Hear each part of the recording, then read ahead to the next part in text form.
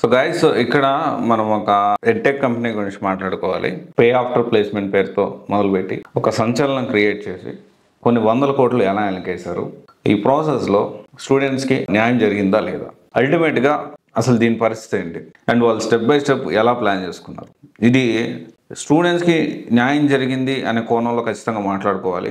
And at the same time ఒక success story ఇది. And ఇప్పుడు సక్సెస్ స్టోరీ అని ఎందుకు అంటున్నానంటే in terms of all other things ఇక్కడ మనం కొన్ని విషయాలు మనము ఈ సక్సెస్ స్టోరీ ద్వారా మనం నేర్చుకోవాలి. అండ్ పేరు అనేది అప్రస్తుతం, but you will came to know ఎవరు ఏంటి అనేది మీకు కూడా అర్థమవుతుంది వింటే. And with in span of 5 yearsలోనే వాళ్ళు అచీవ్ చేశారు. మేము ఐఐటియన్స్ని మాకు మార్కెట్ బాగా తెలుసు అని చెప్పి ఒక కొత్త కాన్సెప్ట్తో పే ఆఫ్టర్ ప్లేస్మెంట్ అనే దాంతో ముందు మీరు 20,000 కట్టండి, జాబ్ వచ్చినాక 10% ఇవ్వండి అని చెప్పి ఫస్ట్ వాళ్ళు 2019 ఆ టైంలో స్టార్ట్ చేశారు. 2020 కరోనా టైంలో బాగా పాపులర్ అయిపోయింది. ఇక్కడ ఏంటి అంటే ఫస్ట్ వాళ్ళు ఏంటి అంటే రికార్డింగ్ సెషన్స్ ఇచ్చారు. అండ్ మేము ఐఐటి నుంచి వచ్చాము, ఇండస్ట్రీ గురించి బాగా తెలుసు అని చెప్పి ఫస్ట్ 20,000 తీసుకున్నారు. 20,000 అంటే ఓవరాల్ కోర్స్ ఫీజు 50,000 60,000 అనుకుంటే ఒకవేళ మొత్తం పే చేయలేకపోతే 20,000 పే చేసి జాబ్ వచ్చినాక 10%తో మీరు పే చేయండి అని చెప్పి ఫస్ట్ అంటే జాబ్ వచ్చిన దాంట్లో ఆ ప్యాకేజ్లో నుంచి సిటీసీలో నుంచి ఒక 10% పే చేయండి అని చెప్పి అగ్రిమెంట్ రాసుకుని ఆ విధంగా తీసుకున్నారు. అది ఇక్కడ ఏం జరిగిందంటే ఈ స్టార్టింగ్లో కొంతమంది జెన్యున్గా జాబ్స్ ఇప్పించారు. ఆ తర్వాత ఈ జాబ్స్ కూడా చిన్న చిన్న కంపెనీస్లో ఊరు పేరు లేని చిన్న చిన్న ఎక్కడో నార్త్ సైడ్ తెలియని కంపెనీస్లో జాయిన్ చేయించారు. అండ్ వాటి నుంచి వీళ్ళు జాయిన్ అయిన కంపెనీ మంచిదా కాదా అని తెలుసుకునే లోపల వీళ్ళ నుంచి టెస్టిమోనియల్స్ అండ్ వీడియో బైట్స్, తర్వాత వచ్చేసి వీళ్ళ ఫొటోస్ అండ్ జాబ్ వచ్చి మా నుంచి జాబ్ వచ్చింది, మా నుంచి జాబ్ వచ్చింది అని చెప్పి విపరీతంగా దాన్ని ప్రమోషన్స్ చేయడం మొదలుపెట్టారు. అండ్ మొదలుపెట్టిన తర్వాత ఇది మొత్తం స్టోరీ వినండి.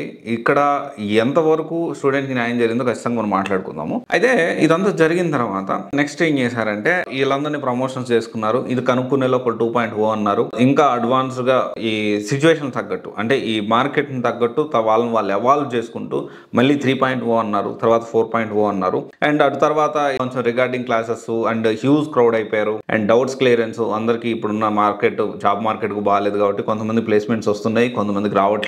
జెన్యున్గా మాట్లాడుతున్నాయి. వాట్ ఎవర్ హ్యాపెనింగ్ ఇక్కడ ఇది సక్సెస్ స్టోరీ అని చెప్పాలి. 200% సక్సెస్ స్టోరీ. అది టైం బీయింగ్ కరెక్ట్గా ప్లాన్ చేసుకొని ఫార్వర్డ్ అవుతూ ప్లాన్ చేంజ్ చేసుకుంటూ ముందుకు వెళ్ళిపోతున్నారు. యాక్షన్ ప్లాన్ అనేది. అయితే తర్వాత ఏం చేశారు? సో తర్వాత మెల్లగా కాలేజ్ నుంచే మీకు అది నేర్పిస్తాను కొత్తగా ఇప్పుడు 20 లక్షలు 10 లక్షలు వసూలు చేస్తున్నారు పర్ ఇయర్కి నార్మల్ డిగ్రీకి. సరే ఆ తర్వాత మళ్ళీ గవర్నమెంట్ తో టైఅప్ అయి ఫ్రీగా ప్రొవైడ్ చేయడం ఇవన్నీ కూడా జరుగుతుంది. అండ్ పాజిటివ్ నోట్ ఇక్కడ మనం అర్థం చేసుకోవాల్సిన విషయం ఏంటి అంటే ఈ ఎంటైర్ ప్రాసెస్లో పే ఆఫ్టర్ ప్లేస్మెంట్ అనగానే చాలామంది దాన్ని పే ఆఫ్టర్ ప్లేస్మెంట్ కదా ఖచ్చితంగా జాబ్ వచ్చేది అనుకొని కొంతమంది జాయిన్ అయ్యారు అండ్ కొంతమంది సక్సెస్ అయ్యారు. అండ్ తర్వాత కూడా 1.2 వచ్చినా 2.0 వచ్చినా 3.0 వచ్చినా 4.0 ఇంటెన్సివ్ అని చెప్పినా ఏది చెప్పినా కానీ సబ్జెక్ట్ వైజ్ ఓవరాల్ ఫీడ్బ్యాక్ ఇది. Subject wise then ever compromised అంటే సబ్జెక్ట్ ఇవ్వడంలో కాంప్రమైజ్ కాలేదు.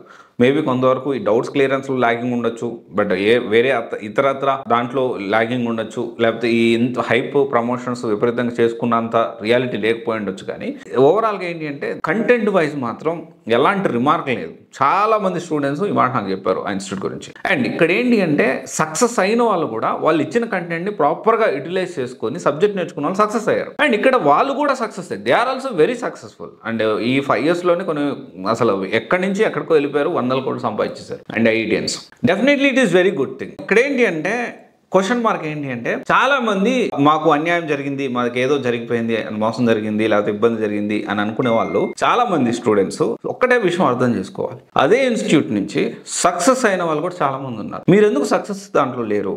అండ్ ఇది స్కామా లేకపోతే ఇంకొకటి అంటే మనం స్కామ్ అనుకుంటే స్కామే లేదు, వాళ్ళ బిజినెస్ టాక్టిక్స్ వాళ్ళు కరెక్ట్గా ప్రాపర్గా ఇంప్లిమెంటేషన్ చేసుకుని implementation. It is all about మనం ఎలా థింక్ చేస్తాం అనే దాన్ని పాయింట్ ఇక్కడ.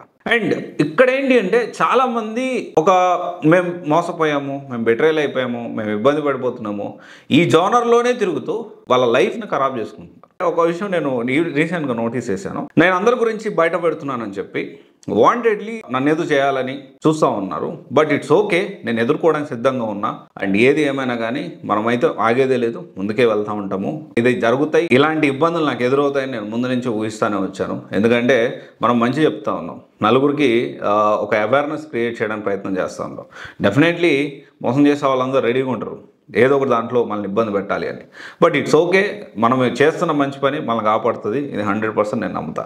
అండ్ ఇక్కడ కూడా ఈ పే ఆఫ్టర్ ప్లేస్మెంట్ పేరుతో మొదలుపెట్టిన ఇది ఇప్పుడు చాలామంది ఆ కోర్సులు నేర్చుకొని ఏం చేయాలో అర్థం కాక ఆగిపోయి ఉన్నారు. వాళ్ళందరూ ఒకటే గుర్తుపెట్టుకోవాలి, అయిపోయిన దగ్గర ఆగిపోవద్దు. అక్కడే అయిపోయింది, నాకు వాళ్ళు మోహం చేశారు, ఇంకోటి జరిగింది అక్కడే ఆగిపోవద్దు. You have to move on. Next ఏం చేయాలి, తర్వాత ఏం చేయాలి, ఇదంతా కూడా మనం ఆలోచించాల్సిన అవసరం ఉంది. ఒకసారి మీరు ఏం చేస్తారంటే ఇప్పుడు ట్రెండ్ తగ్గట్టు, మార్కెట్ తగ్గట్టు ఏది బాగుంది, ఎలా ఉంది అనేది దాని గురించి జాబ్ ఎలా తెచ్చుకోవాలి, అయిపోయింది అది అయిపోయింది, ఇప్పుడు జాబ్ ఎలా తెచ్చుకోవాలి, దానికి ఎలా మనము ప్లాన్ చేసుకోవాలి, దీని గురించి మాత్రం ఆలోచించాలి.